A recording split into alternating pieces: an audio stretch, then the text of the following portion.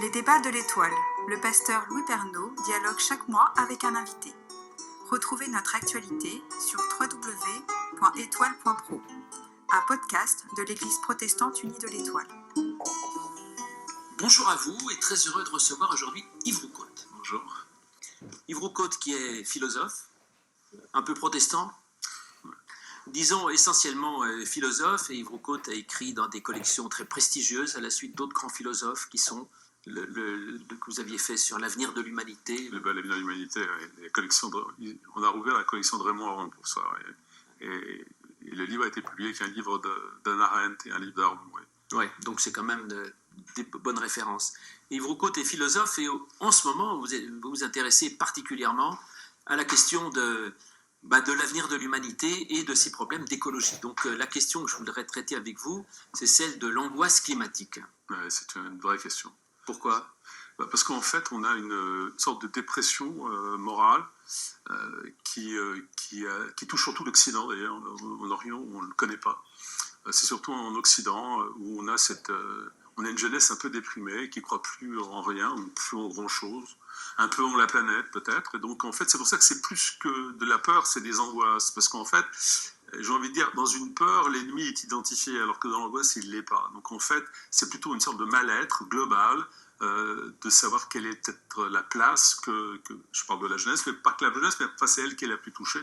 La place un peu de l'humanité aujourd'hui face à peut-être à des défis qu'elle n'avait peut-être pas bien pris en compte et qu'elle prend peut-être mal en compte, en tout cas à mon sens. Mais en tout cas, c'est quelque chose de vrai, de profond, et je crois que c'est important d'en parler, en effet. Je pense que c'est important. Alors c'est vrai que moi je l'observe et je ne suis pas seul, mais on voit dans la jeunesse vraiment une angoisse ou une crainte, c'est-à-dire en même temps les médias font tout pour angoisser les gens. Alors est-ce que c'est parce que ça leur permet de vendre des papiers ou parce qu'il y a un projet politique derrière, je ne sais pas, mais en tout cas toutes les médias angoissent les gens. Alors on a peur de l'invasion de l'islam, du réchauffement climatique, et par conséquent les gens ont peur de tout, mais ça peut aller très loin, puisque moi je vois des couples qui disent on ne veut même pas faire d'enfants parce que quand on voit le monde qui vient derrière, mettre des enfants dans un monde pareil, c'est un crime. Et ça, c'est quand même très, très inquiétant que l'humanité, à un moment donné, ne voit plus son avenir d'une façon optimiste et possible. Encore une fois, c'est pas vraiment l'humanité, c'est l'Occident. Je crois que c'est quelque chose d'assez occidental. En Chine, on n'a pas ce sentiment-là. Moi, j'étais allé en Chine, bref, il y a beaucoup de joie, les gens sont heureux de vivre, enfin, en tout cas heureux dans le système, mais enfin, ils sont quand même contents de vivre. Je veux dire, on n'a pas, en Inde, on n'a pas non plus cette angoisse-là. Non, je crois que c'est vraiment un phénomène occidental, et je pense que c'est dû à un phénomène, je vais dire presque, j'aurais dire métaphysique presque, spirituel en tout cas.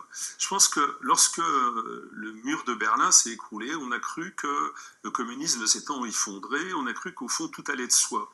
C'est-à-dire qu'on a arrêté, je pense, de penser, on a arrêté de penser le fond de l'affaire, c'est-à-dire que nous ne sommes pas simplement des êtres disposés, les prises uniques du coin, à s'acheter nos trucs, à vivre dans le confort et tout. On a besoin aussi de spiritualité. Or, avec la chute du mur de Berlin, je pense que ce besoin de spiritualité n'a plus été alimenté. Donc je pense qu'il y a un vrai vide spirituel. C'est pour ça d'ailleurs que j'ai écrit ce livre en vérité. C'est-à-dire qu'en fait, c'est pour ça que j'ai écrit moi, le livre s'appelle L'obscurantisme vert, mais le véritable titre, c'est la véritable histoire de la nature humaine, la véritable histoire de l'humanité. C'est-à-dire que moi j'ai voulu raconter ça pour redonner justement du sens, parce que je crois qu'on a besoin de sens, du sens à l'existence. Et je pense que la chute, tant qu'il y avait le communisme en face, au fond, on disait la liberté, allons-y, voilà, on avait en réalité des idéaux en face de nous.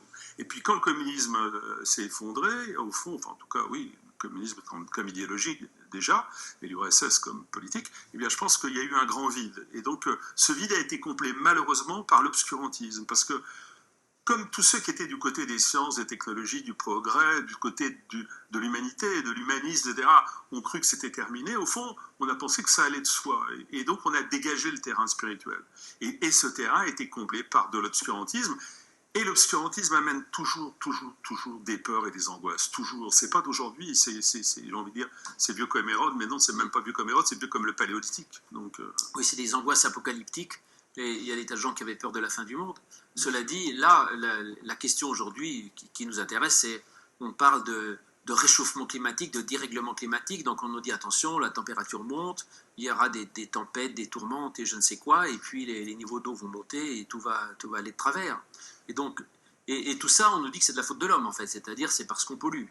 Et donc la question c'est comment est-ce qu'on peut sortir de cette angoisse sans être, j'allais dire, climato-sceptique, parce que les gens qui défendent cette angoisse climatique pensent que c'est bien de motiver les gens du coup à agir pour éviter de trop polluer. Et ceux qui disent que c'est une mauvaise idée d'angoisser les gens sont traités de climato-sceptiques. Donc est-ce que vous êtes climato-sceptique?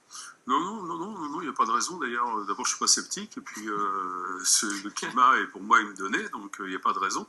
Non.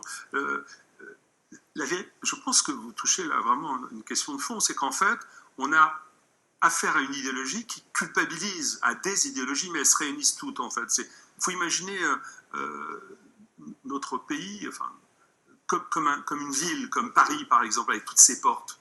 Il y en a qui l'attaquent sur la base du CO2, d'autres sur la base de la misère sociale, d'autres sur la base de l'industrialisation qui pollue, Il y a comme ça quantité de portes, et sur toutes ces portes, tous ces gens qui ne sont pas d'accord nécessairement sur ce qu'ils proposent, sont en tout cas d'accord pour attaquer cette ville et pour nous culpabiliser. Ça, je crois que c'est très important de voir qu'on a derrière une idéologie de culpabilisation.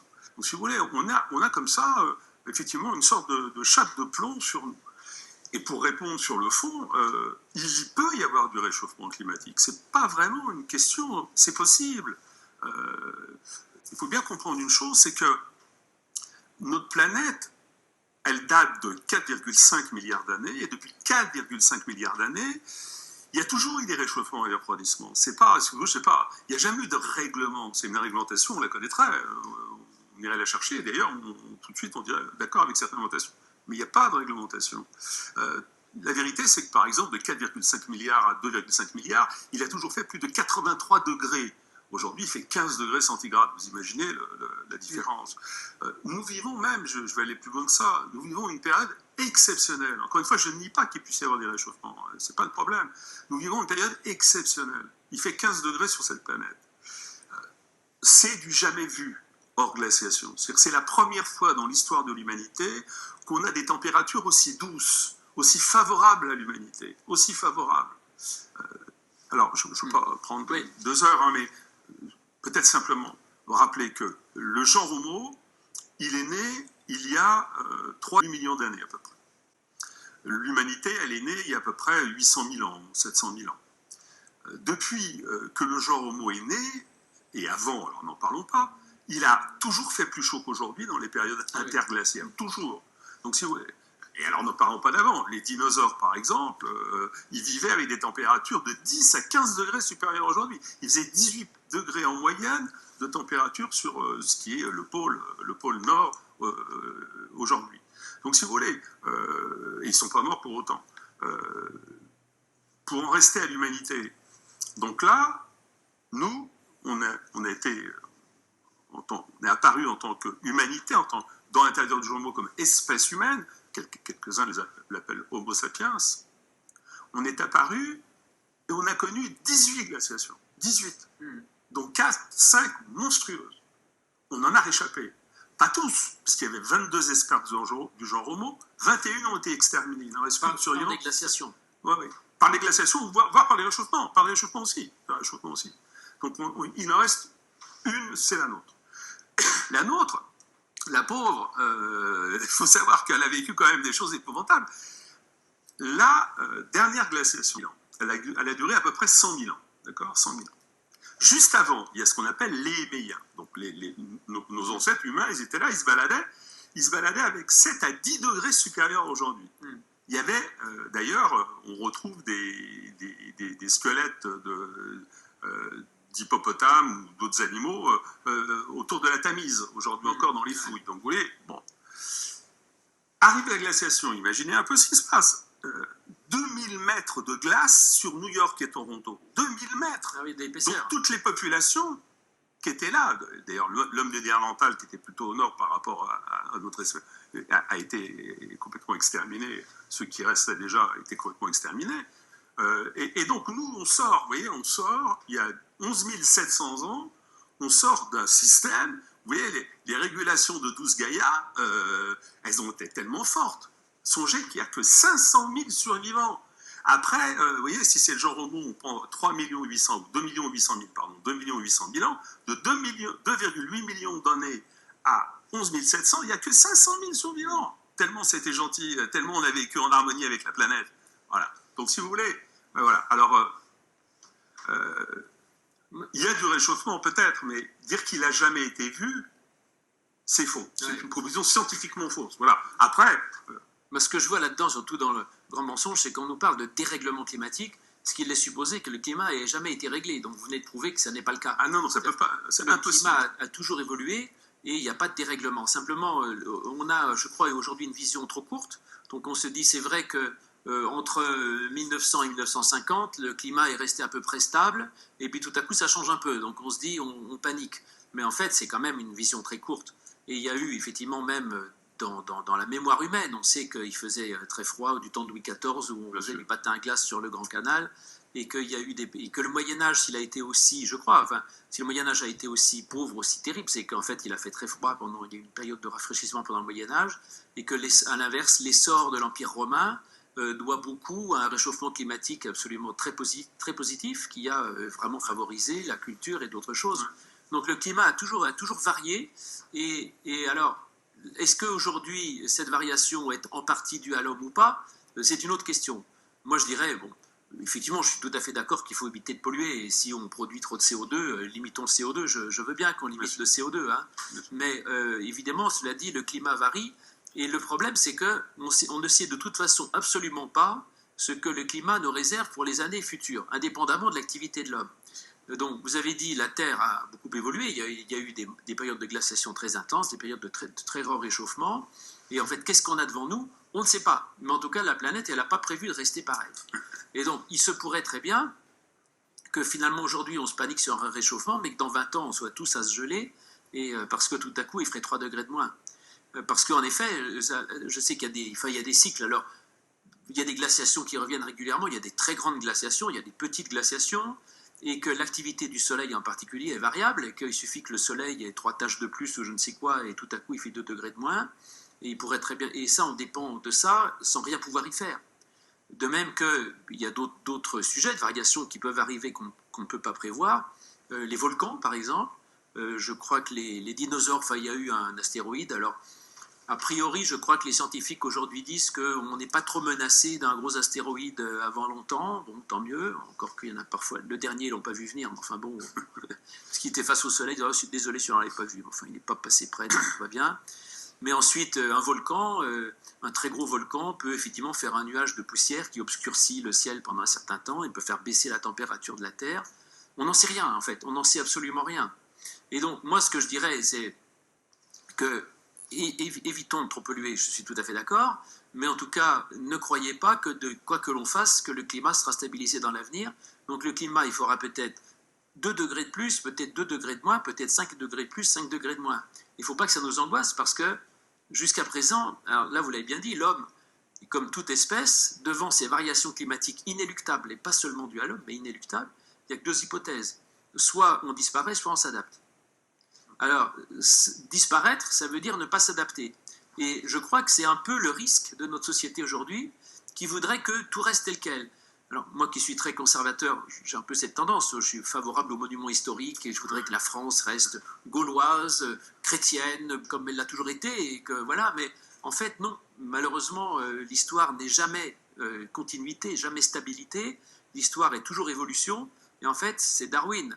Soit on s'adapte, soit on meurt. Alors, l'espèce humaine, celle qui a réussi à survivre, a su s'adapter. Les autres sont morts. Bon, mais ceux qui se sont adaptés, ils ont su s'adapter. Donc la question, c'est est-ce que nous saurons nous adapter à un éventuel changement climatique? Pas dérèglement, mais changement climatique. Et comment on peut préparer l'avenir, puisque je parle de l'angoisse climatique. Bon, il y a un réchauffement, très bien, pourquoi pas, il y aura peut-être un refroidissement, on ne sait rien. La question pour moi aujourd'hui, c'est qu'est-ce que je fais, mis à part d'économiser, de fermer l'eau quand je me lave les dents? Comment je peux me dire que je suis prêt à tout? Donc comment l'humanité peut se préparer à des changements climatiques de toute façon inéluctables, qu'il en soit responsable ou pas? Oui, alors simplement, un tout petit point, c'est qu'en fait, En fait, la réponse à ça, elle vient aussi de l'interprétation de ce qu'on a. C'est-à-dire qu'en fait, tout à l'heure, on disait que donc, il y a 11 700 ans, l'humanité a commencé c'était la fin de la dernière glaciation. Donc, et là, on a un phénomène absolument spectaculaire qui, à mon avis, donne la solution pour l'avenir. Le phénomène spectaculaire, c'est que l'humanité, pour la première fois, elle se sédentarise. Elle arrête d'être nomade, de se balader, de fuir en fait. De fuir, parce qu'elle essaie de fuir, d'aller de point d'eau à point de chasse, de fuir le chaud, le froid, etc. Quand elle arrive à survivre, parfait, mais elle fuit tout le temps.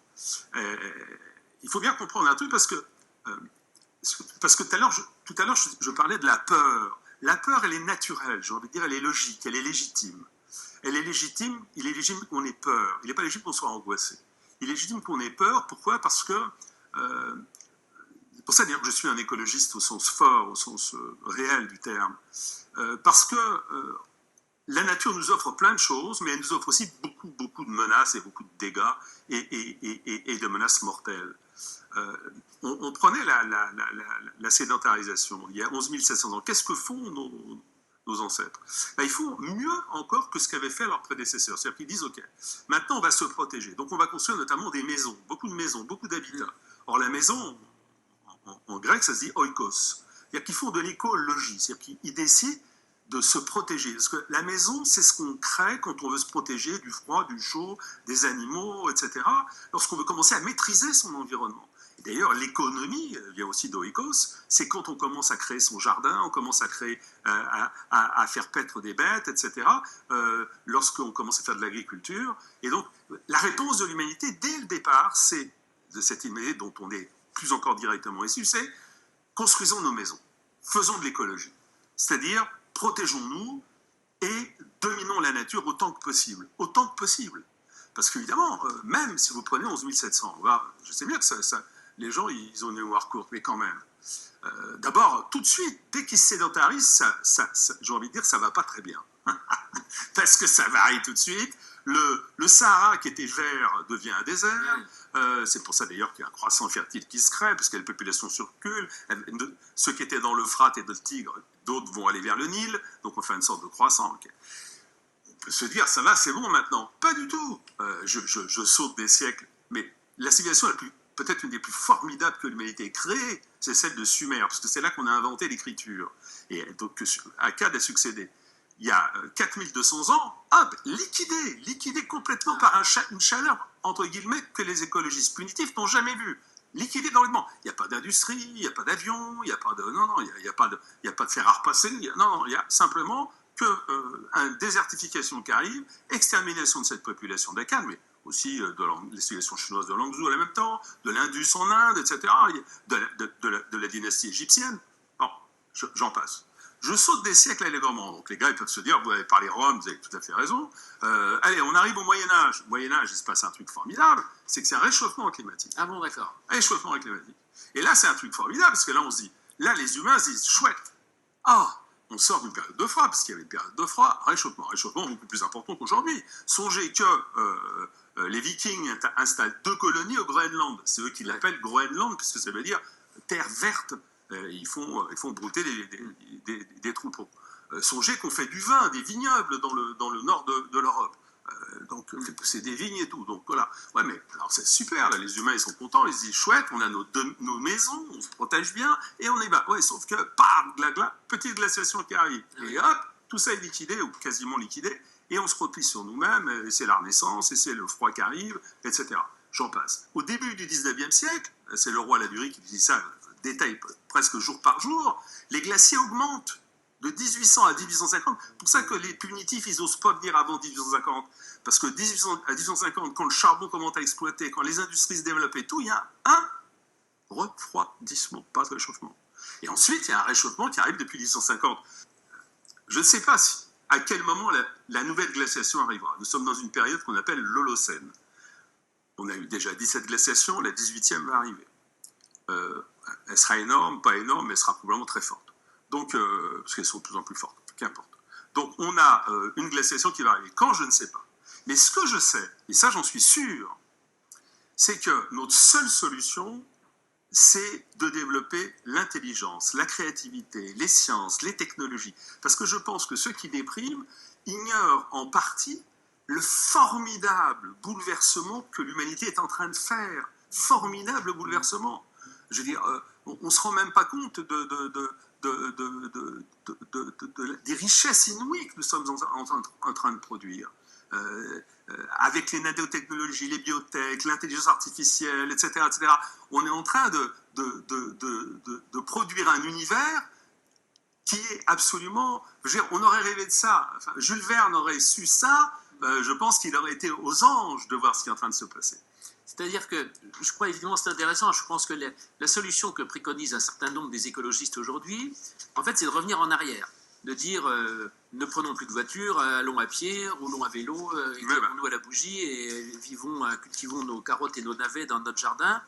En fait, je crois que cette solution n'en est pas une, c'est-à-dire que c'est de la fixité et c'est de vouloir revenir en arrière dans un univers qui, lui, ne revient pas en arrière et de toute façon ne restera pas tel quel.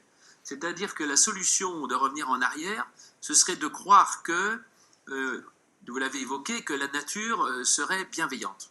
Or, la nature n'est pas bienveillante. En fait, c'est ça que j'ai découvert dans votre livre essentiellement, et vous le démontrez de mille manières. Hein.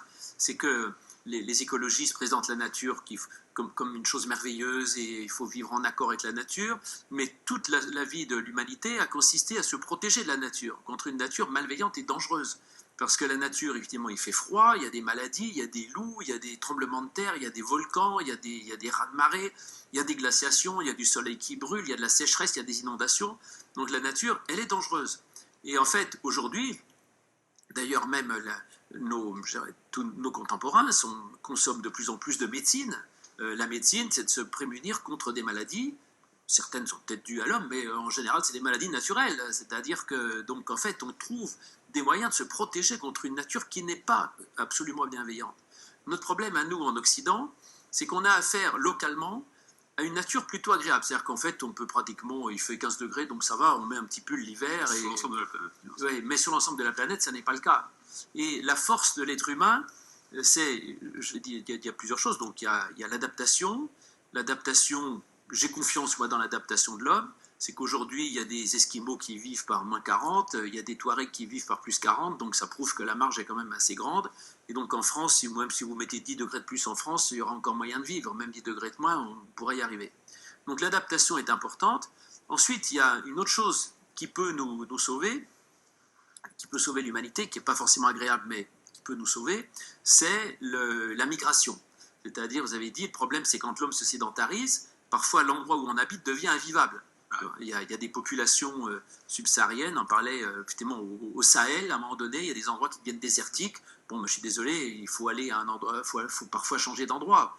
Il y a des endroits qui peuvent devenir inondés, même en France, il y a des zones qui sont devenues invivables, on se déplace.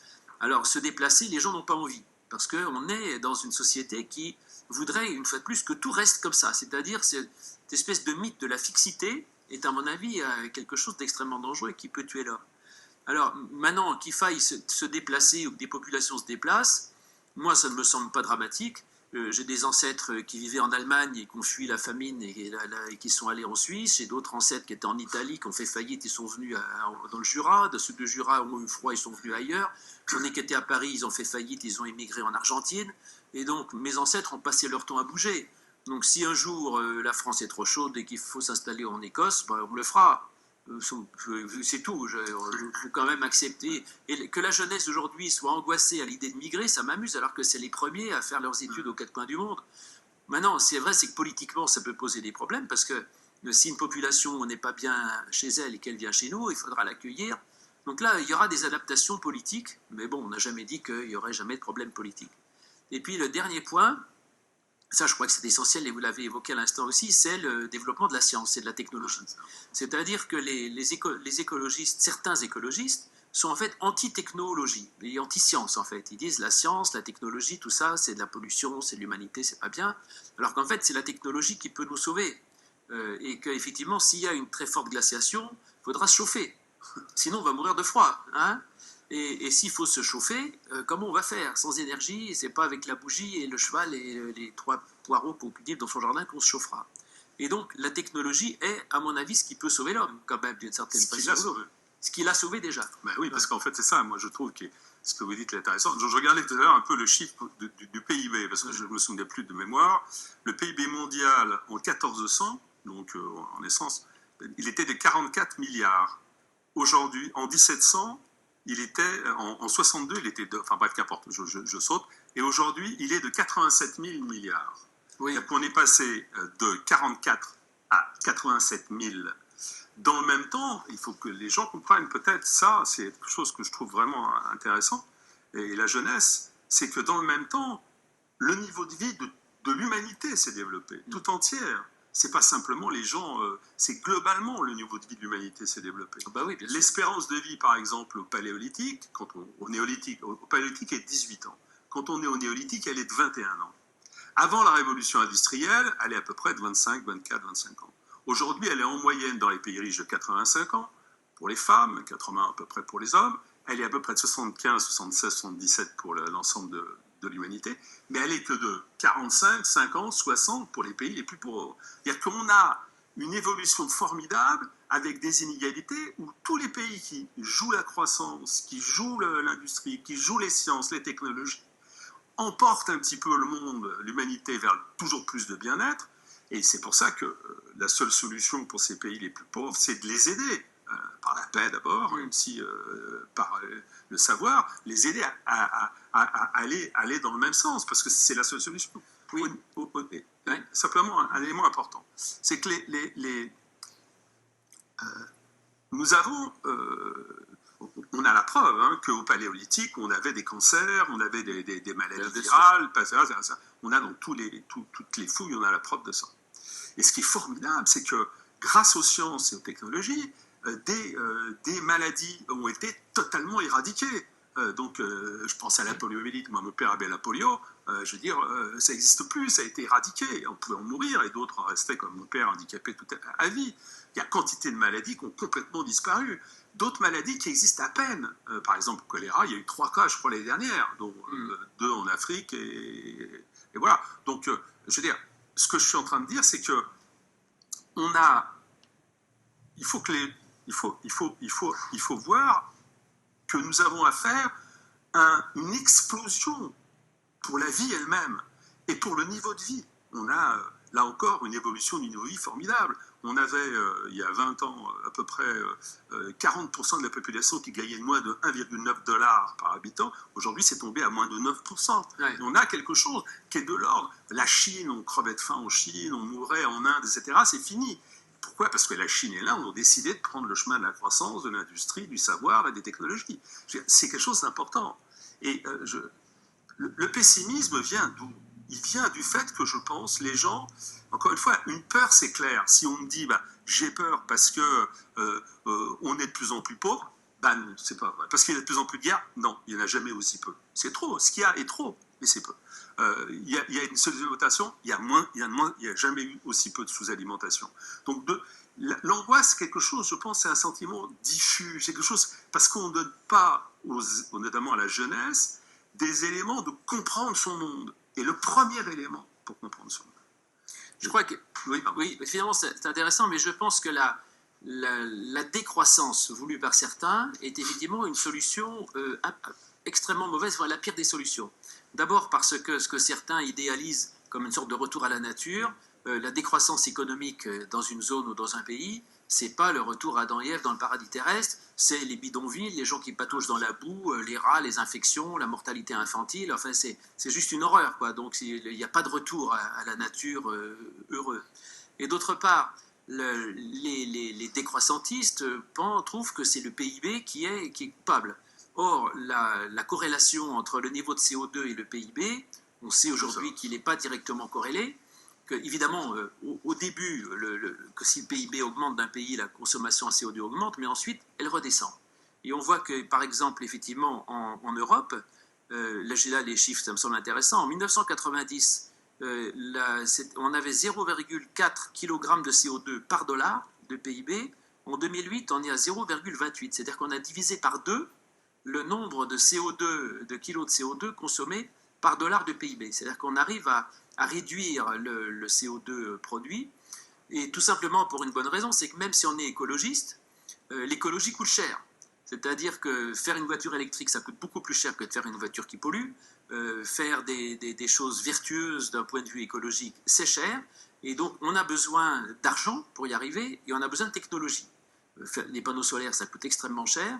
Et évidemment que le moins cher, c'est de se chauffer au charbon, en fait. Ça, c'est clair. Et donc, en fait, la technologie est indispensable pour l'humain, à moins de régresser d'une façon dramatique. Et que la technologie suppose aussi une augmentation du niveau de vie et une augmentation économique. Et donc on ne peut pas, la décroissance est certainement pas une bonne solution, en tout cas pour l'humanité aujourd'hui, parce que pour se tirer d'affaire, elle a besoin de technologie. Les gens, ce qu'ils ne comprennent pas, ce que les écologistes punitifs essaient de nous faire vendre, c'est qu'au fond, on aurait des problèmes d'énergie. On va épuiser Cosette, Gaïa Cosette, on va l'épuiser à force de lui retirer ses ressources et tout. Parce qu'ils n'ont pas de connaissance de culture physique. L'énergie est inépuisable. Elle est inépuisable. Pourquoi? Parce que tout est atome. Et que les atomes, c'est composé, quand vous descendez jusqu'au bout, c'est composé de quarks et de leptons, c'est-à-dire de l'énergie. Les atomes, c'est composé d'énergie. Et l'énergie est partout. Alors l'énergie, vous l'utilisez dans l'énergie nucléaire. Vous savez qu'on a fait, bien sûr, c'est l'énergie nucléaire. Il faut quand même savoir qu'une centrale nucléaire de 1450 mégawatts, ça correspond à 10 000 éoliennes. 10 000 éoliennes en termes d'énergie. Donc, on sait faire. On est en train d'inventer, alors en France, à cause de l'idéologie, on a bloqué. En Allemagne, pour ceux qui sont en récession d'ailleurs, ils ont bloqué aussi, mais il faut savoir qu'en Chine, par exemple, on invente de nouveaux types de centrales nucléaires à thorium. C'est un sel fondu, c'est-à-dire que c'est encore plus efficace. Alors pour le coup, on utilise 100% du thorium. Le thorium, il y en a plus que l'uranium. J'insiste pas. Ça, c'est le premier élément. Mais le deuxième élément, c'est que l'énergie, et ça, pour ça que je vous disais tout à l'heure, je suis désolé, moi, que nos enfants, ils ne comprennent pas assez la physique. On a, par exemple, aujourd'hui l'explosion d'une technologie qui s'appelle les nanotechnologies. Les nanotechnologies, ça va représenter 3 000 milliards de dollars de chiffre d'affaires. C'est formidable. Il y a centaines, des milliers d'entreprises. Moi, je conseille à tous les jeunes d'aller dans les biotech, les nanotech. Qu'est-ce qu'elles font, ces nanotechnologies? Elles partent des atomes pour construire. C'est-à-dire que, par exemple, le carbone, le fameux mauvais carboné, elles partent de l'atome de carbone, elles empilent les atomes et elles créent, par exemple, du graphène. Le graphène, c'est un produit qui n'existe pas dans la nature, qui est utilisé maintenant dans les avions, etc., qui est plus solide que l'acier, qui est plus léger que l'acier. Un produit formidable qu'on utilise en quantité de domaines, etc. Les nanotechnologies, elles partent des atomes pour produire des nanorobots, des nanorubans. Par exemple, le cancer. Vous avez un cancer. Les savants, ils se demandent comment faire avec le cancer. Alors, il y a plein de solutions grâce aux nanotechnologies qu'on va utiliser. Notamment, on va créer des nanorobots qui vont porter, qui vont aller dans les cellules cancéreuses, qui vont exploser les cellules cancéreuses. Bon, bref. Donc, c'est des nanorubans, par exemple, avec... on peut faire des ordinateurs quantiques avec les autres... Enfin, qu'importe. Ce que j'essaie de vous dire, simplement, c'est que nous sommes... Il y a ceux qui sont en train de prier Gaïa et qui sont en train de dire « Oh, le CO2, à cause du CO2, il ne faut plus rien faire ». Et puis ceux qui disent « Attendez, arrêtez de nous vendre cette broutille. Vous avez raison d'avoir peur, parce qu'on a raison d'avoir peur des volcans, des séismes, des maladies, des virus, etc. Mais ouvrons la porte de la création. Un médicament, ça coûte entre 800 millions et 1,5 milliard. S'il n'y a pas de croissance, comment on finance les médicaments? C'est évident.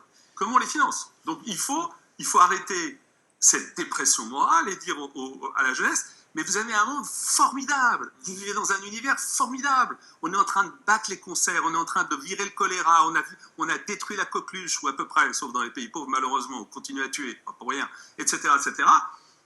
Allez-y, dites bravo à ce monde, ce n'est que le début, ce n'est que le début. Oui. On en est, si vous voulez, on a commencé simplement à comprendre le début du monde, de la nature. Regardez les biotech. Vous savez pourquoi on appelle ça une cellule, hein? Parce que celui qui a inventé le mot était celui qui a découvert les cellules, et c'est le fils d'un révérend. Et donc, il trouvait que la cellule, ça ressemblait un peu à une cellule de monastique. Et donc, il appelait ça la cellule, cells en anglais. Et donc, dans la cellule, on voit quoi? On va jusqu'au bout, on va voir l'ADN. Dans l'ADN, on voit qu'il y a une grammaire, 4 lettres. Je ne vous embête pas avec ça. Et on se rend compte que quoi? La nature, elle ne fait pas toujours... Même chez nous, à l'extérieur, elle ne fait pas toujours bien les choses, mais même en nous, il y a des maladies génétiques, il y a des problèmes. Comment on peut faire? Et les sciences, qu'est-ce qu'elles disent? Moi, je voudrais que les gens ils comprennent le merveilleux.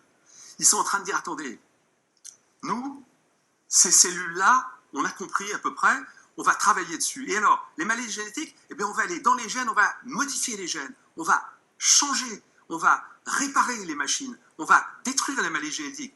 Par exemple, il y a une expérience qui a été faite par l'expérience sur 36 aveugles, c'est dans l'Oregon. Eh bien, on leur a donné des fragments d'ADN et 26 sur 36 ont retrouvé la vue par les fragments d'ADN qu'on leur a intégrés. C'est-à-dire que, si vous voulez, c'est un monde formidable. Les handicapés, par exemple. Les handicapés, malheureusement, vous êtes handicapé, vous avez perdu un bras, ou même vous êtes né handicapé. C'est encore pire, enfin pas encore pire, c'est pire pareil. Mais, eh bien, on va avoir, par exemple, des prothèses bioniques. Par exemple, on a réussi, quelqu'un qui est né handicapé, on a réussi à lui faire retrouver l'usage du mouvement de son corps, jouer, etc., grâce à des prothèses bioniques. On a aussi des prothèses myoélectriques qui permettent, alors les prothèses bioniques, on vous a un implant dans le cerveau et vous commandez avec vos membres. Avec les prothèses bioélectriques, vous avez des sortes de pastilles et ça permet d'envoyer par le muscle des informations à votre prothèse, et votre prothèse, elle marche, elle court, elle joue, tout ce que vous voulez. C'est un monde formidable qui est en train de se faire. On en est au début. C'est important ce que vous dites, parce que ça veut dire qu'il faut avoir une vision optimiste de la créativité de l'homme et de la science en général, et que finalement le problème de certaines écologies, c'est que parfois elle est anti-scientifique, et parfois on pourrait dire que vous êtes ou que je suis comment on appelle ça, un sciento-optimiste, en disant il croit peut-être dans le réchauffement climatique, mais il croit que la science va nous tirer d'affaire. Alors, je ne dis pas que la science... Moi, je pense que la seule solution pour l'homme, c'est la science. De toute façon, sinon, il va réduire à l'âge des cavernes et on aura de nouveau 99% d'extinction. Il y a des extinctions de masse et on va tomber dedans. Donc, de toute façon, la seule hypothèse pour nous, c'est la science, c'est le développement, c'est l'intelligence. Et que, vous l'avez démontré dans un autre livre, c'est celui d'avant, là, c'est que le propre de l'homme, c'est son inventivité. C'est-à-dire que l'homme, il est capable justement d'inventer, de créer, etc.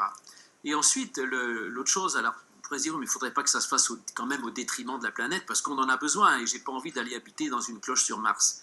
Alors même là, sur le respect de la planète, et vous l'avez un peu évoqué, la question c'est de ne pas épuiser les ressources de la Terre. Bon, il y a du lithium ou des matériaux rares, et il faut espérer qu'on n'arrive pas à les exterminer entièrement. Sur ce point aussi, c'est la science qui peut nous sauver, parce qu'en fait, on sait recycler. Donc on est capable de recycler, ou économiser, ou trouver des substituts, mais en tout cas, on peut recycler un certain nombre de choses. Mais que dans tous les cas, pour recycler, il faut de l'énergie. C'est-à-dire que, par exemple, on met les poubelles à verre, on met le verre, on refait du verre avec du verre. C'est très bien, mais pour ça, il faut de l'énergie. Et donc, de toute façon, la clé, et vous l'avez évoqué tout à l'heure, c'est de l'énergie. Donc on a besoin d'énergie, on ne peut pas se passer d'énergie. Alors les énergies, là, il y a des recherches qui se font. C'est vrai que l'énergie fossile, on sait que, bonne ou pas bonne, de toute façon, elle est limitée. C'est-à-dire qu'à un moment ou l'autre, il faudra bien freiner. Mais il y a le nucléaire, et puis il y a plein d'autres énergies. Alors l'éolien, le solaire, pourquoi pas, mais il y a encore d'autres énergies par exemple, qu'on n'a pas évoquées. Je pense par exemple à la géothermie, qui serait une énergie pratiquement inépuisable. Hein.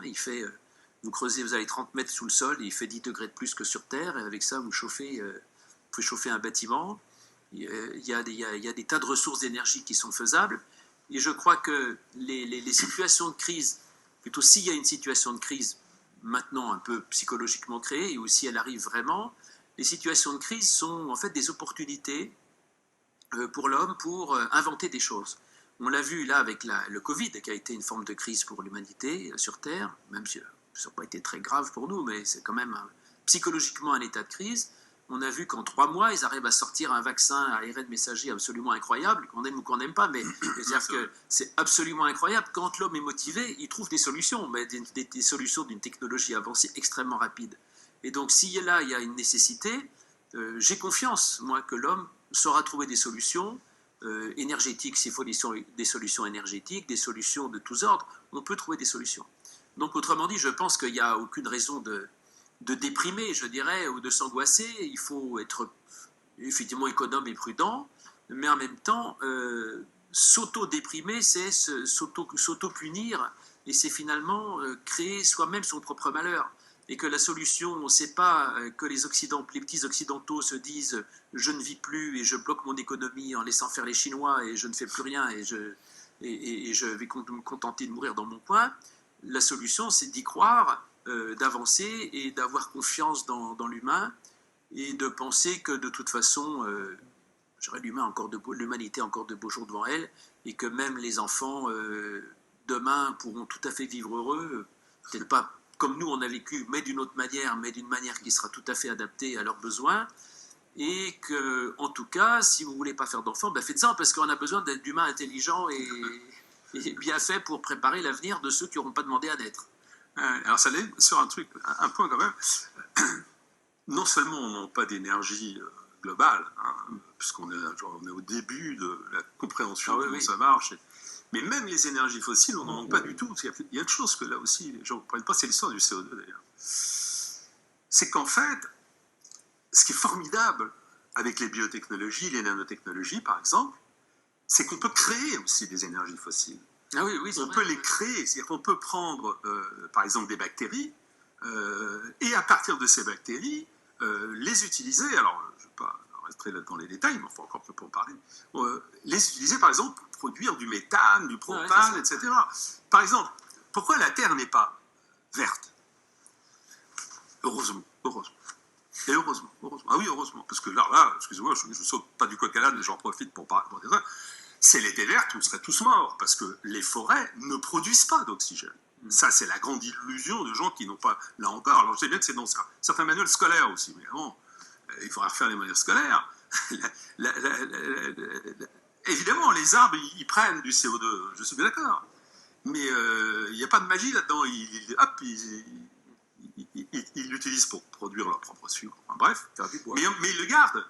Et quand ils meurent, tout le CO2 est rejeté dans l'air. C'est pour ça qu'en Amazonie, le bilan carbone est neutre. Il n'y a pas d'oxygène. Il pourrait y avoir une Amazonie réduite à 1 hectare ou multipliée. Ça ne changerait rien du tout, parce que le bilan des forêts est neutre.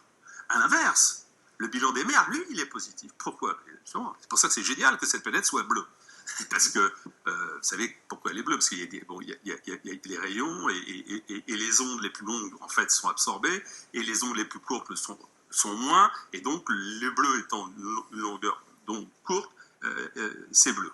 Et il y a dans la mer une bactérie qu'on a longtemps cru être une algue, on croyait que c'est une algue bleue, et en fait c'est une bactérie, donc c'est des cyanobactéries, et qui a cette particularité de bouffer le CO2 et de le transformer en oxygène, mais aussi en carbone, en méthane, en machin, etc. Donc on s'est dit, tiens, c'est pour ça que l'humanité c'est génial. Moi je suis, à chaque fois, je suis toujours émerveillé devant les sciences.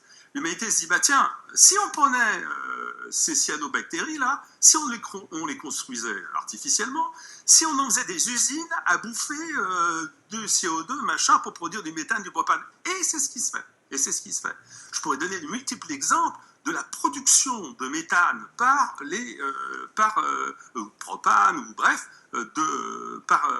par les biotechnologies. Nanotechnologies font aussi la même chose. Nous avons par exemple de l'hydrogène. L'hydrogène, c'est 75% de l'univers. 75%, c'est pas rien.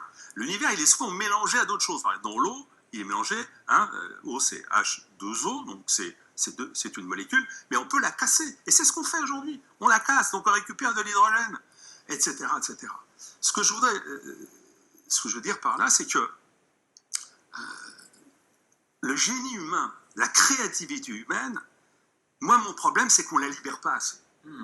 Et mon deuxième problème, c'est que les gens ne comprennent pas que c'est vrai qu'il y a des pollutions. C'est vrai. C'est indéniable. Simplement, l'humanité n'avance que par essai et erreur. Ouais, c'est comme ça qu'on avance. Malheureusement, évidemment, si on était Dieu, ok, d'accord, on serait sympa, on dirait, bah tiens, hop, c'est ça, donc ça produit tel effet, ciao, c'est bon, je le fais. C'est pas le cas. On est des humains, on est limités, on tâtonne, on essaie de survivre, on essaie de vivre le mieux possible, on essaie de vivre dans l'amour, pour ceux qui en tout cas sont... bref. Et le truc, c'est que malheureusement, on va faire quelque chose qui va produire des effets négatifs. Alors la question quand on fait des effets négatifs, c'est de savoir, est-ce qu'on revient en arrière et on arrête... parce que, prenez la première grande créativité de l'homme, bon, c'est le silex, etc., c'est les outils, mais il y a un truc qui est génial, c'est le feu, généralisé vers 400 000 avant notre ère. Le feu, attendez, le feu ça brûle, ça produit du CO2. Donc, attendez, il faut arrêter le feu. Oui, mais si vous arrêtez le feu, alors vous n'avez plus rien derrière. Vous n'avez plus rien. Évidemment, vous n'avez plus de charbon, non, vous n'avez plus de fer, vous n'avez plus rien. Et aujourd'hui, vous êtes dans votre grotte, en train d'avoir froid parce que vous ne voulez pas polluer la planète. Donc, si vous voulez, c'est vrai, les gens qui disent qu'il y a des pollutions, ils ont raison. Ce qu'ils ne savent pas, et c'est encore une fois mon problème à moi, c'est pour ça que le premier livre que j'avais fait, c'était Le bel avenir de l'humanité, chez Kalman Levy. Oui, celui-ci, L'obscurantisme vert, la véritable histoire humaine, c'est pour répondre à ceux qui... Parce que je me suis rendu compte qu'il y avait une telle dépression qu'il fallait faire un livre pour remettre les choses à l'endroit, en fait. Mais quand il y a un problème, par exemple, de pollution, allez, on va prendre le CO2. Admettons que ce soit un énorme problème. Mais les sciences, elles sont une solution. C'est de s'attaquer à ça en disant, mais attendez, comment est-ce qu'on peut casser cette molécule? Parce que c'est pas un diable, c'est pas un esprit maléfique, c'est C, carbone, O2, oxygène, 2 atomes d'oxygène, 1 atome de carbone. Est-ce qu'on ne pourrait pas la casser, cette molécule, pour l'utiliser même au profit de l'humanité? Et c'est ce que font les entreprises aujourd'hui de plus en plus. On peut, mais ça coûte de l'argent. Bien sûr. Mais il y a des entreprises qui commencent à le faire. Non, mais il y a des entreprises qui gagnent de l'argent avec ça maintenant. Et avec les catalyses, etc. Donc, non, ça. Et si vous voulez, dans 20 ans, on va rire de ça, on se dit, mais comment est-ce qu'on a pu croire que l'humanité, en espérant que la petite glaciation n'arrivera pas, comment on a pu croire que l'humanité, qui n'arrive pas avant, que l'humanité a... Comment des gens ont-ils pu être déprimés alors qu'ils en étaient au temps contemporain à cette explosion des savoirs, des sciences, etc. Parce qu'il y avait des pollutions, mais ils ne voyaient pas que l'esprit humain, face aux pollutions qu'il produit, qui sont indéniables, il est capable aussi de réfléchir, et au lieu de reculer, d'aller toujours plus loin. Et c'est ça le truc. Et donc c'est pour ça que vous dites alors aux jeunes, n'ayez pas peur. Pourquoi? N'ayez pas peur.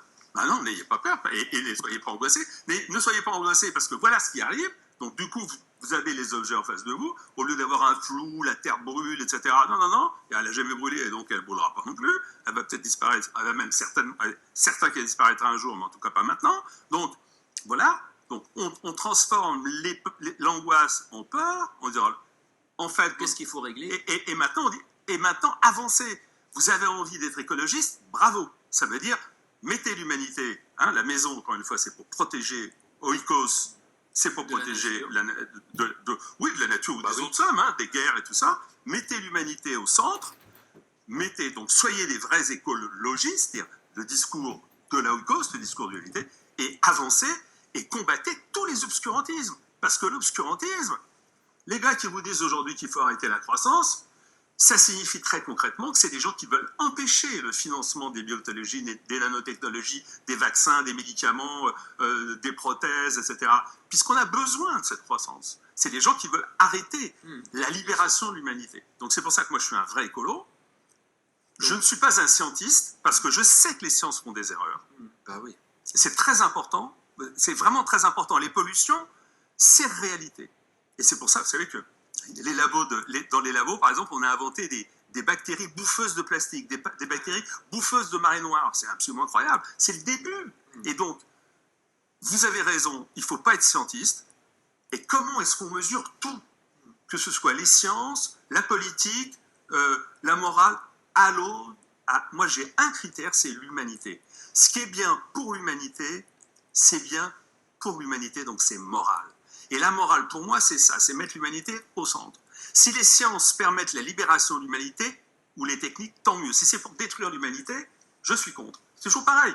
Je pense que là, on a un vrai critère. Et un vrai écolo, je pense, c'est celui qui met l'humanité au centre de la maison, au centre de sa maison. Pas la Terre, pas des modes de Terre, pas des formules mathématiques et tout, mais l'humanité. Merci Yves Roucaute, voilà, des bonnes raisons d'espérer, d'avoir confiance dans le bel avenir de l'humanité. C'était votre livre précédent. Ouais. Aujourd'hui, c'est contre l'obscurantisme vert. Donc soyons des écologistes intelligents et confiants. Et en tout cas, ça donne envie d'avancer. Et donc, pour les plus jeunes, travaillez bien, soyez... et sauvez notre humanité. Et l'art aussi, oui, évidemment. L'art, c'est la créativité. Tellement, et la créativité de l'homme et son inventivité est la plus belle chose, et c'est ce qu'il sauvera. Merci, Yves Roucaute. Merci. Au revoir.